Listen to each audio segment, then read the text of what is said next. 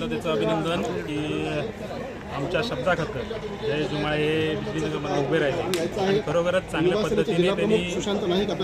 पद्धतीने त्यांनी निवडणूक लढवली आणि निवडणूक लढवताना सगळ्या समोरच्यांनी सगळ्या गोष्टीचा वापर केला पण तरी पण जयेश जुमाळे त्यांना पुरून उरले त्याबद्दल मी त्यांचं अभिनंदन करतो आणि बिजलीनगर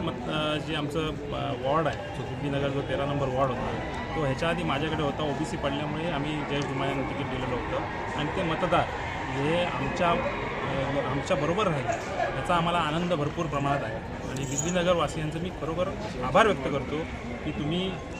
आमच्या जो उमेदवार आहे जयेश जुमाळेंना विजय करून दिल्याबद्दल बिजलीनगर वासियांचं मी सगळ्यात आभार व्यक्त करतो. बालेकिल्ला अभेद राहिलेला आहे, काय प्रतिक्रिया? बालेकिल्ला अभेद